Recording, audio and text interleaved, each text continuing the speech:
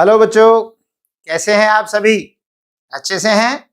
चलिए, स्वस्थ रहें, मस्त रहें और पढ़ाई में भी जबरदस्त रहें।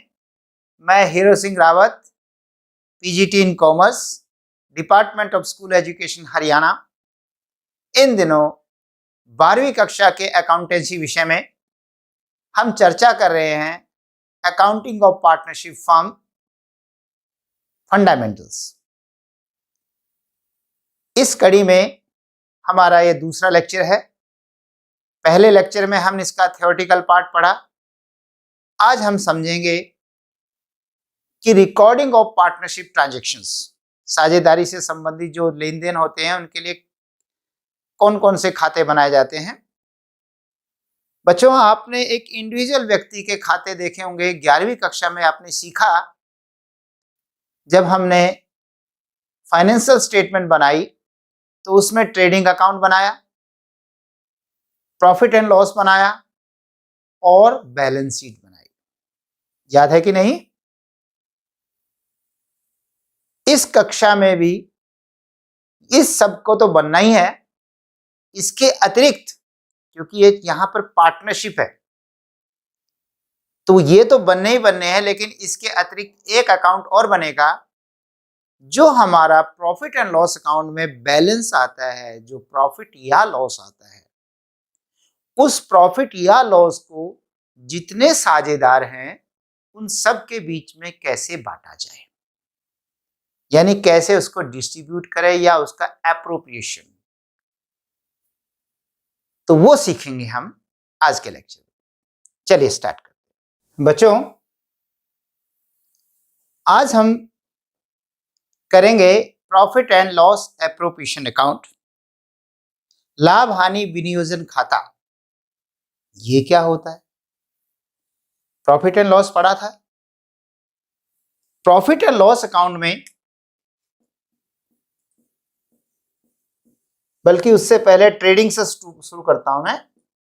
ट्रेडिंग अकाउंट पढ़ा आपने। ट्रेडिंग अकाउंट में इस तरफ ओपनिंग स्टॉक, फिर उसके बाद नेट परचेज, यानी परचेज में से रिटर्न घटाने के बाद जो आएगा, डायरेक्ट एक्सपेंसेस, और क्रेडिट साइड में सेल्स और क्लोजिंग स्टॉक आता था। ये आपने +1 अकाउंटेंस कॉमर्स में सीखा था। वहां से ग्रॉस प्रॉफिट निकलता था या gross loss, to gross profit या ग्रॉस लॉस आता था। वो gross profit profit and loss account में चला जाता था बाय ग्रॉस प्रॉफिट। यहां सीडी हो गया और ये बीडी हो गया। और फिर उसको लास्ट में जो इसमें इनडायरेक्ट एक्सपेंसेस घटाए जाते थे, इस तरफ इनडायरेक्ट इनकम जोड़ी जाती है, इस तरफ इनडायरेक्ट एक्सपेंसेस घटाए जाते हैं, और इसके बाद जो बचता था उसे हम नेट प्रॉफिट कहते थे। ठीक है, ये नेट प्रॉफिट, ये नेट प्रॉफिट अगर इंडिविजुअल व्यक्ति के खाते थे, अकेले व्यक्ति के खाते थे, तो वो इस प्रॉफिट को कैसे बांटे? मान लेते हैं यहाँ पे उसे 1,25,000 का प्रॉफिट हुआ है। थोड़ी देर के लिए मान लेते हैं 1,25,000 का प्रॉफिट, 1,25,000 का प्रॉफिट हुआ। अगर एक व्यक्ति ही नहीं सारा लाभ बांटना है, उसको कैसे बांटे? इसमें से वो कहता है इसमें से 50,000 तो मेरी सैलरी होगी, ओके, सैलरी हो गई। 20,000 मेरा कमीशन हो गया, ओके, और बाकी मेरा प्रॉफिट हो गया। कौन मना करेगा?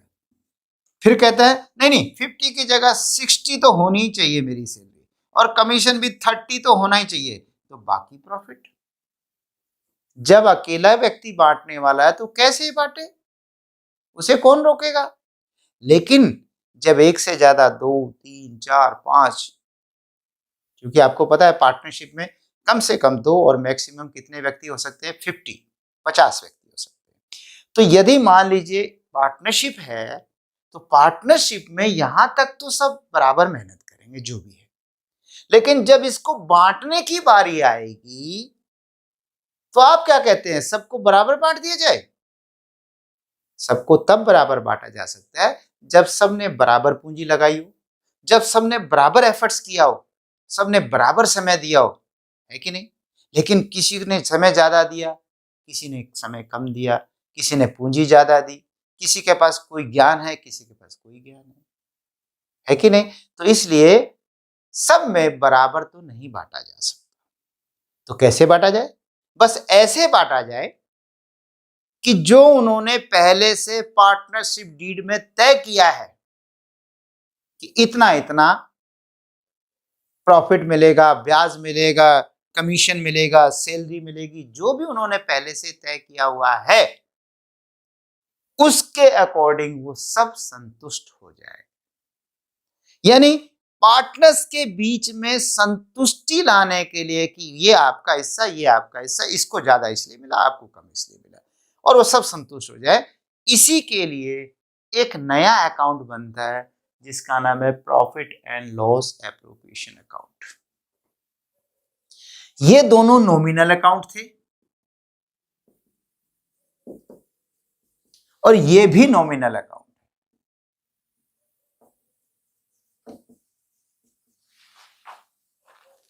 और नॉमिनल अकाउंट का नियम क्या है? Debit all the expenses and losses, credit all the incomes and gains. Profit हो क्रेडिट, लॉस हो एक्सपेंसेस हो डेबिट। यानी इस तरफ हमारा प्रॉफिट प्लस होता है और इस तरफ हमारा प्रॉफिट कम हो जाता है। हालांकि जब आप एग्जाम में लिखोगे तो ये प्लस माइनस के साइन नहीं लिखोगे, मैं केवल आपको समझाने के लिए लिख रहा हूं, आपको याद करवाने के लिए लिख रहा हूं, ठीक है? तो बच्चे, ये जो 1,25,000 रुपए प्रॉफिट आया है, इस प्रॉफिट को पार्टनर्स में कैसे बांटा जाए ताकि सभी संतुष्ट हो जाए? तो इस प्रॉफिट को हम जिस अकाउंट में बांटते हैं उसका नाम है profit and loss appropriation account. Okay, चलिए स्टार्ट करते हैं। अभी मैंने बताया था ये नॉमिनल अकाउंट है, नॉमिनल का प्रॉफिट तो क्रेडिट और एक्सपेंसिव डेबिट। क्योंकि ये प्रॉफिट आ रहा है इसलिए इस प्रॉफिट को यहां लिखा जाएगा by profit and loss account being profit.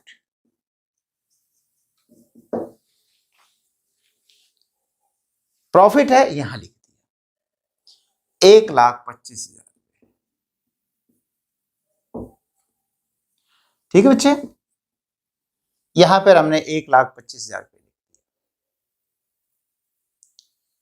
अब क्या करेंगे? जो साझेदारी संलेख में समझौते हो रखे हैं उनके अनुसार हम इस प्रॉफिट को बांटेंगे। अच्छा, एक बात और बता दूं, अगर बाय द वे लॉस आया होता तो यहां पे लिख देते to profit and loss account being loss. अब दोनों तो हो नहीं सकते एक क्वेश्चन में, या तो प्रॉफिट होगा या लॉस होगा। तो क्योंकि हम क्वेश्चन प्रॉफिट से लेकर चल रहे हैं इसलिए मैं इसे हटा देता हूं कि फिलहाल लॉस नहीं है। ठीक है बच्चे, चलिए आगे चलते हैं। इस प्रॉफिट को बांटना है। अब बांटने के लिए क्या समझौते हुए हैं उनको ध्यान रखना पड़ेगा। मान लेते हैं उन्होंने 3-4 समझौते किए। क्या समझौते किए हैं? 3-4 समझौते में है, जैसे कि मान लेते हैं वे सैलरी लेंगे। मान लेते हैं 3 पार्टनर्स ए बी सी, तीनों में से 2 दुकान पर काम करते हैं, ऑफिस में काम करते हैं, तीसरा नहीं करता। तो दोनों ने कहा क्योंकि हम दुकान पर बैठते हैं इसलिए हमें सैलरी चाहिए। पार्टनर्स की सैलरी कह रहा मैं, आम जो कर्मचारी हैं उनकी सैलरी तो आप यहां दे चुके होंगे प्रॉफिट एंड लॉस अकाउंट में टू सैलरी। ये तो मैं पार्टनर्स की सैलरी की बात कर रहा हूं। तो पार्टनर्स को सैलरी देनी है और पहले वाले को 1,000 रुपये महीना ए को और बी को देनी है 1,500 रुपये महीना, 1,500 रुपये पर मंथ। तो जब आप उन्हें सैलरी दोगे तो बताइए ये प्रॉफिट बढ़ जाएगा या प्रॉफिट कम हो जाएगा? ये लीजिए एक मटके में रख देते हैं हम इस प्रॉफिट को, 1,25,000 रुपये। अब जब आप इसमें से सैलरी दोगे तो नेचुरल है इसमें से सैलरी ऐसे निकलेगी, है कि नहीं? तो सैलरी निकलेगी तो सैलरी से आपका प्रॉफिट कम हो जाएगा। तो कम होगा तो कैसे कम होगा? डेबिट में करिए। तो डेबिट में लिखेंगे to salary to salaries to A's capital या करंट अकाउंट। अभी मैंने आपको करंट अकाउंट नहीं बताया है, थोड़े समय बाद आपको करंट अकाउंट बता देंगे। फिलहाल के लिए आप कैपिटल ही समझ लीजिए, करंट एक्स्ट्रा है। बीज कैपिटल और करंट, ये और का मतलब है या तो कैपिटल अकाउंट में डालेंगे या करंट में डालेंगे। फिलहाल करंट को थोड़े समय के लिए रोक दीजिए, ठीक है? तो salary to A's capital account, B's capital account कितनी देनी है जी? ए को देनी है 1,000 रुपए महीना। तो क्योंकि हम एक साल का हिसाब लगाएंगे और इसमें भी डेट ध्यान दी थी, फॉर द ईयर एंडेड, यहां पर डेट डलेगी वर्ष की अंत की, जब भी खत्म हो रहे होंगे अकाउंट। मान लेता हूं मैं 31 मार्च 2020 था, 31 मार्च को साल समाप्त हुआ था। तो बच्चे 1,000 रुपए यदि महीने की सैलरी देनी है तो इसको कितनी सैलरी देनी पड़ेगी? 12,000। और दूसरे को 1,500 रुपए महीना देना है, तो 1,500 के हिसाब से एक साल की कितनी बनी, क्योंकि एक साल में 12 महीने होते हैं। तो 1,500 गुना 12, 18,000 रुपए। तो इसको मिलेंगे 18,000 रुपए। तो दोनों को 30,000 रुपए मिलेंगे, यानी आपके इसमें से 30,000 रुपए माइनस हो गए। यस, क्लियर हुआ? 30,000 रुपए इसमें से माइनस हो गए। ठीक हो गया ना बंटवारा? लाभ ही को तो बांट रहे हैं हम। आगे चलते हैं। मान लेते हैं, हम कहते हैं कि सी, हालांकि वो दुकान पर नहीं बैठता था, लेकिन बहुत से ग्राहकों को वो उस दुकान पर ही भेजता था। मान लेते हैं जैसे कोई डॉक्टर है। अब डॉक्टर जब कोई दवाई लिखता है तो कहता है कि आप फलानी जगह से ले लीजिएगा, या इसी तरह कोई टीचर है वो कहता है कि ये बुक फलानी जगह मिलेगी, तो जो बच्चे हैं वो वही बुक लेके आएंगे। या डॉक्टर है, जो उन्होंने दवाई और दुकान बताई है तो कस्टमर उसी दुकान से लेके आएंगे। तो भेजा कि नहीं उन्होंने? तो इस तरीके से सी कहता है बहुत से कस्टमर्स को तो मैं भेजता हूं, इसलिए मुझे कमीशन चाहिए। तो मान लेते हैं कि उसको 10,000 रुपए साल का कमीशन मिला। ये कैसे निकला ये बाद में कैलकुलेट कर लेंगे, फिलहाल मान लेते हैं 10,000 रुपए बनता है टोटल। तो बताइए, जब 10,000 कमीशन मिलेगा सी को, तो इसमें प्लस होगा या माइनस होगा? ये जो मेरे पास 1.25 लाख रुपए थे, बल्कि इसमें से तो 30,000 अब जा भी चुके हैं, तो क्या होगा? तो यहां पर क्योंकि आप यहां पर कमीशन देंगे तो उससे भी कम होगा 10,000 रुपये। तो ये भी इस तरफ आएगा, टू सीज कमीशन 10,000। किसी बच्चे के मन में आ रहा होगा, सर आपने पहले तो लिखा था टू सैलरीज टू और फिर हेडिंग बना के एज कैपिटल बीज कैपिटल, अब की ऐसा क्यों नहीं लिखा to commission to C's capital? लिख लो, कोई बात नहीं, ठीक है। लेकिन एक बात है, वहां तो मेरी मजबूरी थी क्योंकि दो दो व्यक्ति थे।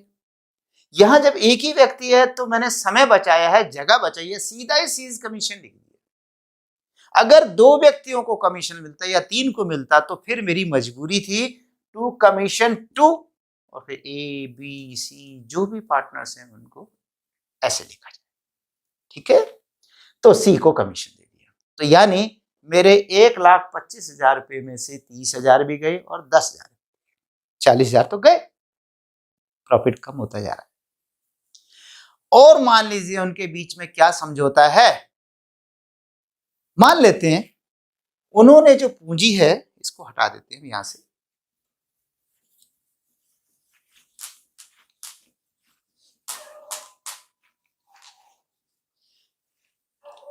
मान लेते हैं उन्होंने कैपिटल के नाम से ए बी सी ने 3 लाख रुपए, 2 लाख रुपए और 2 लाख रुपए लगा रखे, और वो भी 1 अप्रैल 2019 को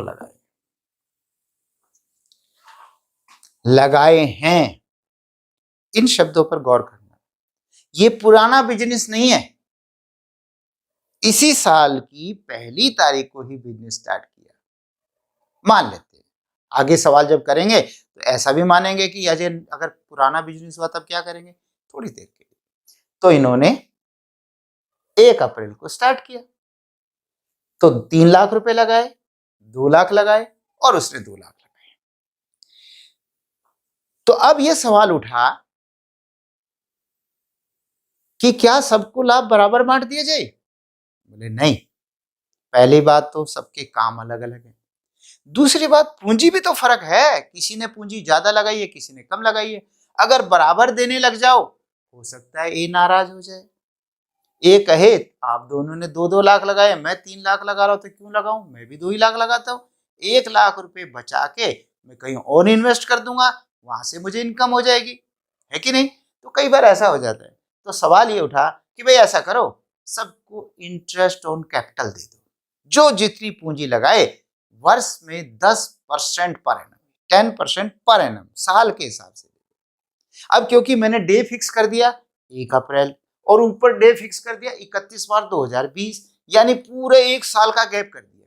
बाय द वे 1 साल का गैप ना होता, 6 महीने का होता, तो फिर तो 10% जो रेट आपने, रेट ऑफ इंटरेस्ट है, interest at the rate of 10% per annum, उस चीज हिसाब से भी बनाते तो आप 6 महीने का इंटरेस्ट निकालते। जैसे 3 लाख का 10% से 1 साल का कितना हो जाएगा, 30,000, लेकिन फिर 6 महीने का कितना होता, 15,000, है कि नहीं।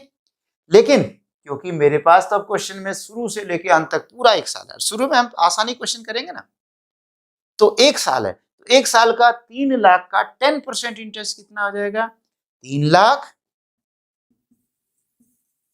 गुना 10%, 1 जीरो इससे कट जाएगी, 1 इससे कट, देखिए 30,000 हो गया। इसी तरह इसमें 20,000 हो जाएगा 2 लाख का, और इसका भी 20,000। तो बताइए जब तीनों को इंटरेस्ट मिलेगा तो हमारा ये प्रॉफिट बढ़ेगा या घट जाएगा, ऑब्वियसली ये घटेगा। तो इसमें से और घटेगा इंटरेस्ट के नाम से, इंटरेस्ट ऑन कैपिटल, ठीक है। तो कितना हो जाएगा, 30,000 इसका, 20 दूसरे का और 20 तीसरे का, यानी 70,000 रुपये और निकल जाएंगे। तो यहां पर डेबिट में लिखेंगे to interest on capital accounts, on capital, A is capital, B is capital और सी इज कैपिटल। ए को 30,000 रुपए, बी को 20,000 और सी को 20,000, और तीनों को मिलाकर 70,000। ले, तीनों को 70,000 रुपए ब्याज मिल जाएगा, प्रॉफिट खत्म होता जा रहा है कि नहीं। किसी बच्चे के मन में आ रहा होगा सर ये खत्म ही होता जाता है, थोड़ा बहुत बढ़ता भी है, बढ़ता है, किस वजह से घटा, जब मालिकों ने पूंजी लगाई थी तो पूंजी पर ब्याज लिया इसलिए घट गया। ये बताइए बच्चों, ये जो बिजनेसमैन है, मैं मान लेता हूं इनका अलग से बिजनेस नहीं है, इसी पे टिके हुए हैं, तो ये घर का खर्चा कहां से चलाएंगे, कहां से चलाएंगे, इसी बिजनेस से लेके जाएंगे। तो मान लेते हैं उन्होंने ड्राइंग्स की, उन्होंने ड्राइंग करी है, ये है ड्राइंग्स। मान लेते हैं तीनों ने ड्राइंग करी है 30,000, 20,000 और 10,000।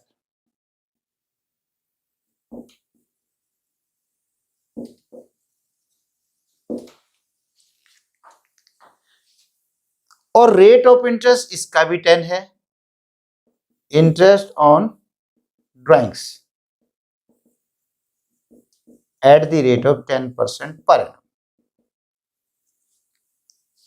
ठीक है, तो तीनों को ब्याज देना। अब ब्याज तो वैसे देखा जाए तो 30,000 का 3,000 होगा, 20,000 का 2,000 होगा, 10,000 का 1,000 होगा। बड़ा आसान है। लेकिन बच्चों ड्राइंग किसको कहते हैं?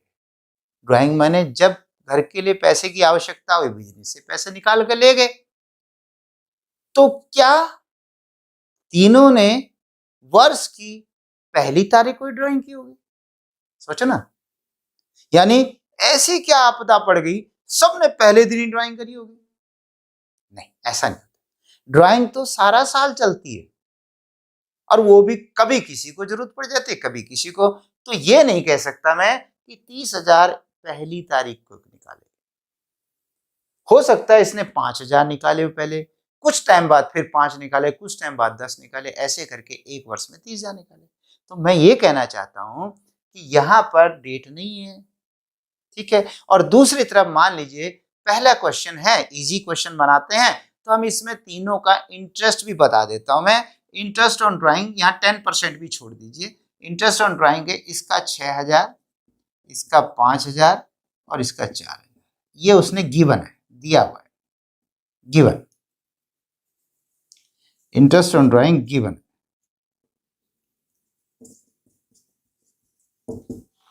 तो हम बहस नहीं करेंगे कि इसका इतना क्यों, इसका इतना क्यों, या इसका ऐसे क्यों। 20,000 का 10,000 हो गया तो आधा होना चाहिए, नहीं। इसका कारण बता रहा हूं, क्या पता किसने कब ड्राइंग की है ना। ऐसा भी हो सकता है इसने पहले ही ड्राइंग कर ली हो साल के शुरू में, इसने सिर्फ कुछ ही महीने पहले की हो, मे भी हो सकता है कि नहीं। इसलिए जब आपको इंटरेस्ट ऑन ड्राइंग गिवन हो तो सोचना ही नहीं है। हाँ, अगर ना दिया हो और सिर्फ रेट लिखा हो कि 10% पर एनम है या 6% पर एनम है, ऐसी कंडीशन में फिर हम कैलकुलेशन करेंगे, और वो इससे अगले लेक्चर में सीखेंगे। एक साथ तो सारा नहीं सिखाया जा सकता है कि नहीं। तो ये बात है। तो यहां पर इंटरेस्ट ऑन ड्राइंग जब आप उनसे लेंगे कि जिसने ड्राइंग की है वो ब्याज दे, और उनका ब्याज 6,000, 5,000, 4,000 है, तो बताइए ये 6, 5, 11 और 4, 15,000 रुपए जब इंटरेस्ट ऑन ड्राइंग वो देंगे, कौन देंगे? पार्टनर्स। तो फर्म को मिलेगा या फर्म उनको देगी? अब की पार्टनर देंगे घर से लाकर और फर्म को मिलेगा, इसलिए इस बार तो एरो उल्टा हो जाएगा। Interest on drawings, interest on drawings 15,000 रुपए, ये प्लस होगा। और आपको बताया जब प्रॉफिट बढ़ेगा तो इस साइड में लिखा जाएगा। अब बताइए क्या लिखा जाएगा? By interest on drawings, by interest on drawings, ये हेडिंग हो गया। A is capital, B is capital account, C is capital account.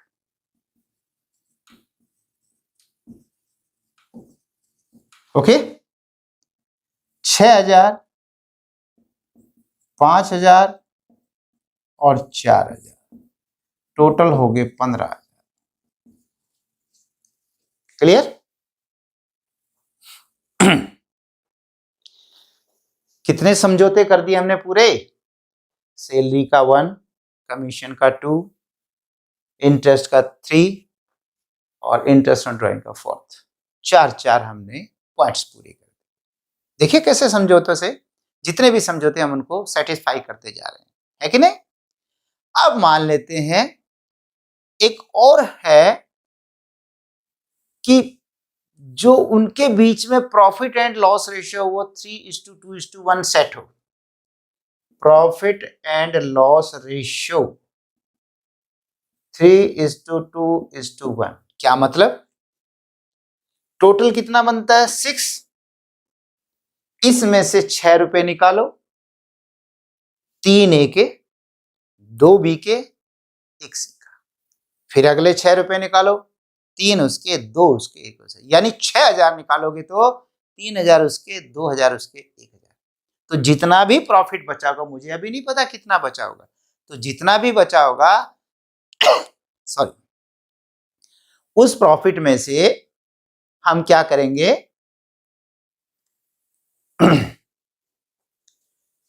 उस प्रॉफिट को बांट देंगे। अब देखते हैं कैसे। यहां पर हम थोड़ा सा और नीचे कर देते हैं एक बार।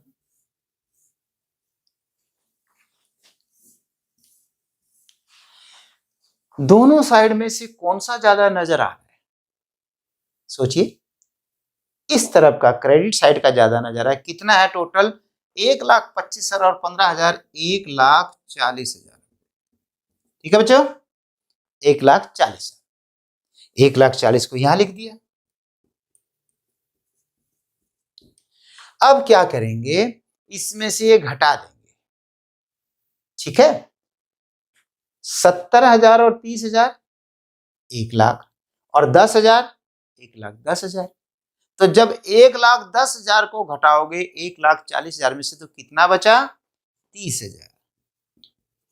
ये हमारा प्रॉफिट हो गया। वैसे तो प्रॉफिट यही है 1,25,000, पर इसका बंटवारा करते चले हैं पार्टनर्स में। याद रखना, जो पार्टनर्स में लाभ का बंटवारा है वो है ये, वो दिखाया जाता है, लेकिन बाकी खर्चे जो खर्चे होते हैं वो पहले ही प्रॉफिट एंड लॉस में घट चुके होते हैं। ये तो शुद्ध लाभ था, और इस शुद्ध लाभ को बांटने के लिए P&L एप्रोप्रिएशन अकाउंट बनाया। ठीक है बच्चों, 30,000 हमारे पास प्रॉफिट बचा। अब 30,000 प्रॉफिट को, क्योंकि तीनों के बीच में 3:2:1 रेशियो है, तो इस रेशियो में बांटना है। तो यहां पर बांटेंगे to profit transferred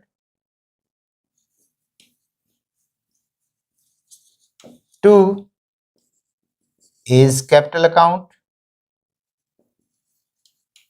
B's capital account, C's capital account. Okay, क्योंकि 30,000 मुझे बांटना है, 3:2:1 में बांटना है, तो 30,000 रुपए का 3 बाई टोटल कितना होता है तीनों का 6, 3/6 इसको, 2/6 दूसरे को, और 1/6 तीसरे।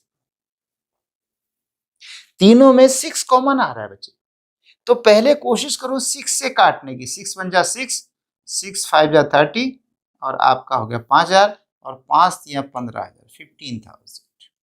फिर इसी तरह जब ये 5 होगा तो 5 दूनी 10,000, और 5 एकम 5, तो 15,000, 10,000, 5,000 बनता है। तो यहाँ पे लिख लेंगे 3/6, 2/6, 1/6, 15,000, 10,000 और 5, और तीनों का टोटल कितना हो जाएगा? 30,000। क्लियर हो गया? ऐसे करके इसको हम लाभों को बांटना सिखा चुके हैं कि कैसे लाभों को बांटा जाता है। उम्मीद करता हूं आपको समझ में आ गया होगा, और नहीं आया होगा तो आपके पास समाधान भी है। यदि आप इसे अपने मोबाइल पे देख रहे हैं तो आप इसे रिपीट कर सकते हैं, बैक से देख सकते हैं। ठीक है बच्चों, चलें आगे। ओके बच्चों, अब हम कैपिटल अकाउंट बनाना सीखेंगे। कैपिटल अकाउंट पर्सनल अकाउंट होता है।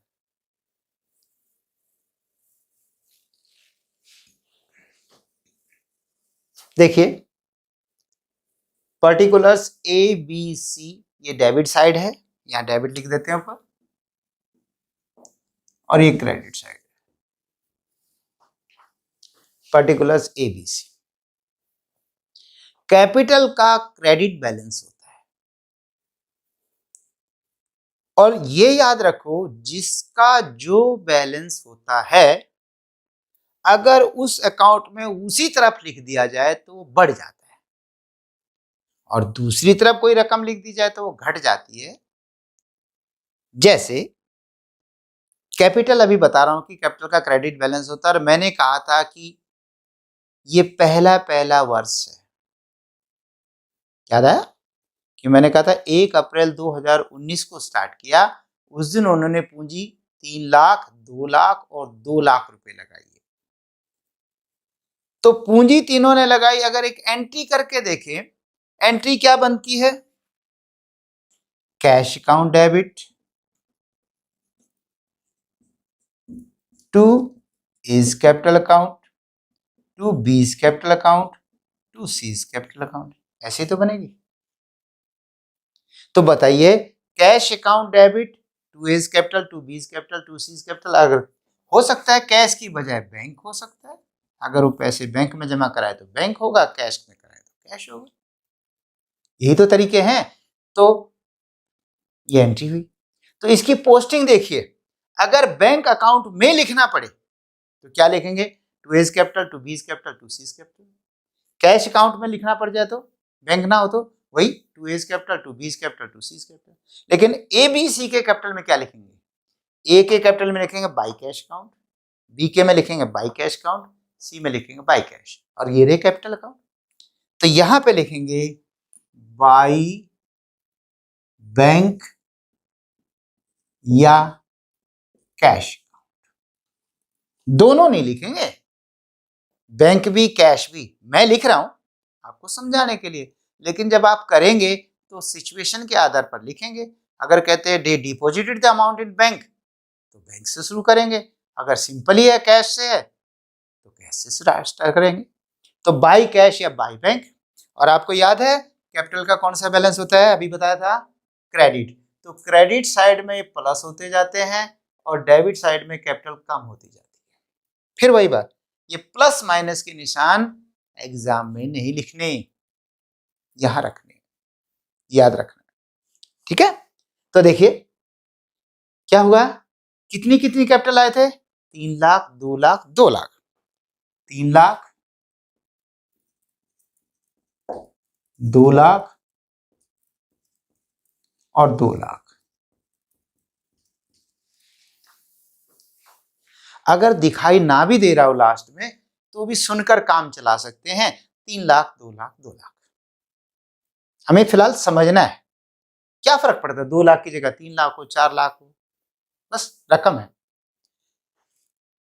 दूसरी बात, उन्होंने ड्राइंग की थी ना, और बल्कि ड्राइंग पे ब्याज भी दिया था। मैं ब्याज की बात नहीं कर रहा, पहले ड्राइंग की बात कर रहा। उन्होंने ड्राइंग की थी, तो ड्राइंग करने से कैपिटल बढ़ेगी या घटेगी?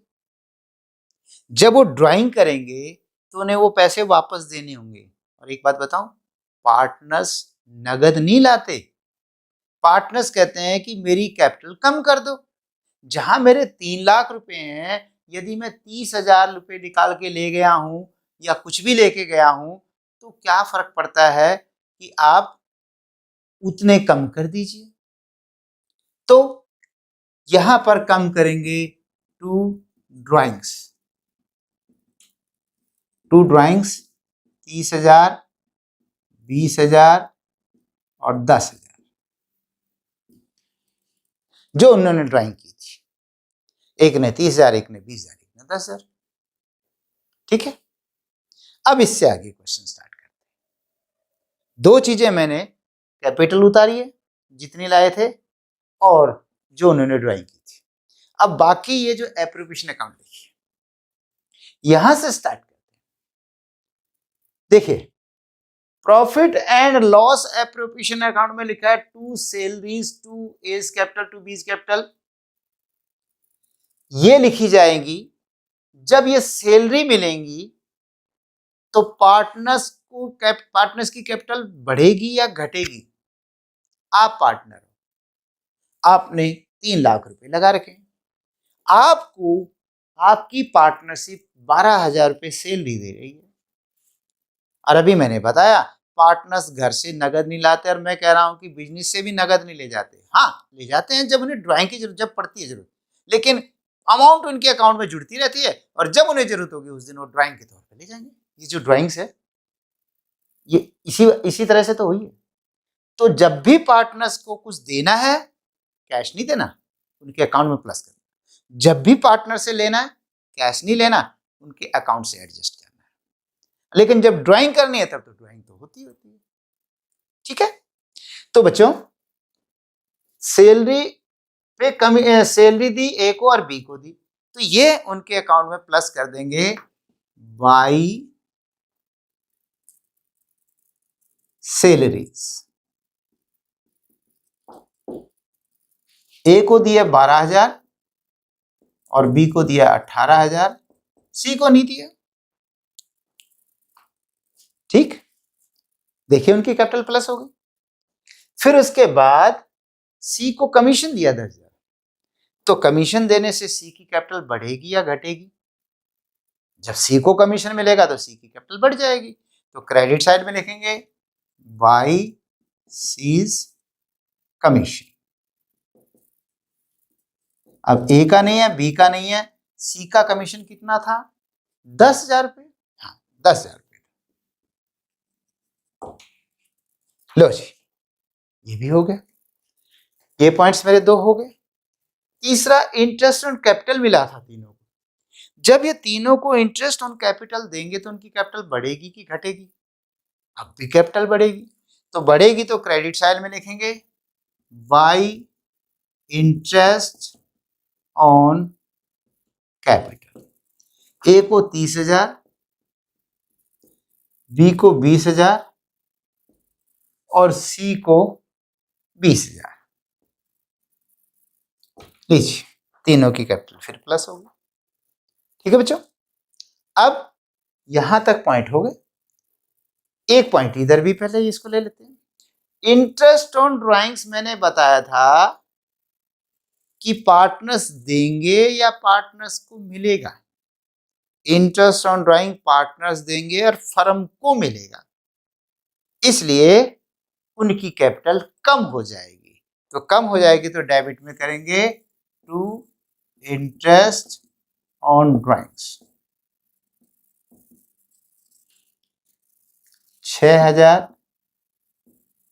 5,000 और 4,000। ठीक है, तीनों को इंटरेस्ट दे दिया, सॉरी इंटरेस्ट ले लिया उनसे। अब एक पॉइंट छोड़ दिया मैंने, कौन सा छोड़ा? देखो, अब ये हो गया, सैलरी हो गया, कमीशन हो गया, इंटरेस्ट हो गया, सिर्फ ये पॉइंट बाकी रह गया, है कि नहीं? अब इस पॉइंट को करेंगे, ये profit transferred to A's capital, B's capital, C's capital. ये जब प्रॉफिट देंगे तो उनकी कैपिटल बढ़ेगी या घटेगी? बढ़ेगी, क्योंकि जब उन्हें लाभ मिलेगा तो उनकी कैपिटल बढ़ेगी। तो कैपिटल के क्रेडिट में लिखेंगे by profit and loss appropriation account. 15,000, 10,000 और 5,000। ठीक, आगे समझो। अब थोड़ा सा समझाना रह गया। मैंने एक गड़बड़ करी है, वो देखिए क्या। यहां पर सैलरीज लिखा था, यहां पर भी सैलरी लिख दिया। यहां पर कमीशन लिखा था, यहां पर भी कमीशन ही लिखा है। यहां पर इंटरेस्ट ऑन कैपिटल लिखा था, यहां पर इंटरेस्ट ऑन कैपिटल लिखा। यहां पर profit transferred to A's capital, B's capital, C's capital लिखा, लेकिन यहां तो मैंने कुछ और लिख दिया, P&L एप्रोप्रिएशन। ऐसा क्यों किया? बच्चों, इसको समझने के लिए हमें थोड़ा सा बैक चलना होगा। जी हां, जैसे यहां पे टू सैलरी दी गई है, एज कैपिटल, बीज कैपिटल। ऐसा नहीं होगा कि वर्ष के अंत में दी जाएगी, क्योंकि एप्रोप्रिएशन अकाउंट तो वर्ष के अंत में बनता है और सैलरी तो हर महीने दी गई होगी या कई बार दी गई होगी। तो बच्चे, इसकी शुरुआत आज नहीं पहले ही हो चुकी होगी। आइए समझते हैं उसको कैसे हुई होगी। मान लेते हैं कि हमने सैलरी किसी बाहर के व्यक्ति को देनी थी। अगर बाहर के व्यक्ति को देनी थी तो हमारे यहां से टू कैश जाएगा, टू कैश अकाउंट, और डेबिट होगा सैलरी अकाउंट, डेबिट, राइट। लेकिन यदि सैलरी पार्टनर को दी जाती है या पार्टनर्स को दी जाती है, तो मैंने आपको पहले भी बताया था, पार्टनर्स को कोई भी चीज नगद नहीं दी जाती और पार्टनर्स से कोई भी नकदी नहीं ली जाती है। अगर कभी उसे देना है तो हम उसकी कैपिटल प्लस कर देंगे, कैपिटल बढ़ा देंगे, और अगर कभी उससे लेना है तो उसकी कैपिटल माइनस कर देंगे। ये याद रखना। तो बच्चों, सैलरी डेबिट टू कैश बाहर के मामले में तो हो सकता है, लेकिन यदि पार्टनर्स को सैलरी दी गई है तो ऐसे नहीं होगा। सैलरी डेबिट टू कैश नहीं हो सकता, उसकी जगह to A's capital account, to B's capital account, ऐसे हुआ। जैसे कि 12,000 और 18,000, 30,000। और वैसे भी इकट्ठा नहीं हुआ होगा, हर महीने हुआ होगा, लेकिन चलो मैं एक साथ समझा रहा हूं। सॉरी, ठीक है। आज नहीं पहले हो चुका होगा। तो गौर करें, ये एंट्री दो अकाउंट्स में गई होगी। एक तो सैलरी अकाउंट में गई होगी, salary account debit to A's capital, sorry, salary account में गई होगी to A's capital account, to B's capital account, ऐसे करके। और कैपिटल में गई होगी बाई सैलरीज, ये वाला, ठीक है। अब क्योंकि ये सैलरी वो सैलरी नहीं है जो आम एम्प्लॉयज को दे, ये पार्टनर सैलरी कह लो उसे, पार्टनर्स सैलरी अकाउंट। तो बच्चों, अगर पार्टनर्स को सैलरी दी गई है तो बाद में इस अकाउंट को जब क्लोज किया गया होगा, तो इसे क्लोज करते समय जब इसको बंद किया जाता है, ये 12,000 और ये 18,000 है, कुल 30,000 है, तो जब इसे बंद किया होगा तो उसे क्या होगा, bye profit and loss appropriation account. Appropriation को मैंने APP लिख दिया शॉर्ट में, हालांकि ऐसे कोई शॉर्ट वर्ड नहीं होता, लेकिन समझने में आप समझ सकते हैं इसको ऐसे, ठीक है। बाय P&L एप्रोप्रिएशन का। P&L क्यों नहीं? क्योंकि P&L तो तब लिखा जाता है जब आप कर्मचारियों को सैलरी दो, लेकिन यदि पार्टनर्स को देते हो तो आप वहां पे प्रॉफिट एंड लॉस एप्रोप्रिएशन में लिखोगे, क्योंकि ये लाभों का बंटवारा होता है। इसे मैं फिर थोड़ा सा आगे चल के अगले लेक्चर में समझाऊंगा ये बंटवारा क्या होता है, ठीक है बच्चों। तो ऐसे करके 30,000 रुपए यहां ट्रांसफर थे। देखिए, पार्टनर सैलरी अकाउंट में बाई P&L एप्रोप्रिएशन, इसलिए P&L एप्रोप्रिएशन में टू सैलरीज अकाउंट हुआ है, इसलिए हुआ है। इसी तरह से ये जो C को कमीशन दिया गया है, ये भी इसी तरह से हुआ होगा। कभी यहां पर कमीशन अकाउंट लिखा गया होगा, कमीशन टू C, ठीक है, बाकी तो मिट गया होगा, कमीशन टू C, इस तरह से। और बाद में जब कमीशन को बंद किया गया होगा तो यहां पर, यानी कमीशन को बंद करेंगे तो इसकी एंट्री बनेगी, कमीशन को करेंगे हम क्रेडिट टू कमीशन, और डेबिट होगा profit and loss appropriation account. फिर वही बात, कमीशन अगर किसी बाहर वाले को दे तो वो प्रॉफिट एंड लॉस अकाउंट में बंद होगा, लेकिन अगर वो पार्टनर्स को दे तो P&L एप्रोप्रिएशन में बंद होगा, ठीक है। तो ऐसे करके P&L एप्रोप्रिएशन से क्लोज किया गया होगा, तो P&L एप्रोप्रिएशन में लिखा होगा टू कमीशन, दिस वन। आए समझ में? इस प्रकार से सारी एंट्रियां आई होंगी। लेकिन ये जो रकम है 30,000 प्रॉफिट, ये तो पहले से तय नहीं था। ये तो जब प्रॉफिट कितना आया और उसके बाद ये सारी एडजस्टमेंट करी तब जाके प्रॉफिट आया। तो इसके बारे में देखिए, ये P&L एप्रोप्रिएशन में लिखा गया to A's capital, B's capital, C's capital, तो इसलिए ABC कैपिटल में लिखा गया by profit and loss appropriation account. मैंने आपको सिर्फ इस पॉइंट को समझाने के लिए पूरी कहानी आपको समझाई। उम्मीद करता हूं आपके समझ में आ गई होगी कि बाकी तो घूम के आए हैं, और ये डायरेक्ट यहां से वहां ट्रांसफर हो रहा है। ठीक है बच्चों, क्लियर हो गया? इसको बंद कर दीजिए और बंद करते समय दोनों साइड में से जैसे पहला ही अकाउंट है, इसका टोटल देखें तो इसका टोटल 3,57,000 हो रहा है। 3,30,000 और 15 और 12 27, तो 3,57,000। और दूसरे का जो टोटल बन रहा है वो बन रहा है 2,48,000 रुपये। और तीसरे का जो टोटल बनता है 2,35,000। 3,57,000 रुपये, 2,48,000 और 2,35,000। यहां पे लिखेंगे to balance CD carried down. 3,57,000 में से 30,000 और 6,000 घटाएंगे, 3,21,000 बचेगा।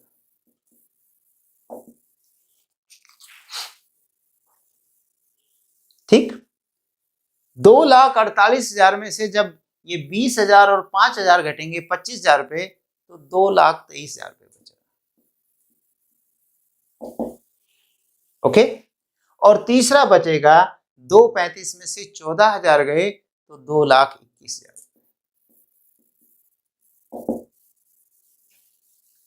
ये आपका हो गया है कैपिटल अकाउंट। क्लियर? अब एक बात और, ये CD हुआ। जब CD हो जाता है तो यही चीज आगे BD होगी। इसको मिटा दो मैं, और इसे भी मिटा देते हैं।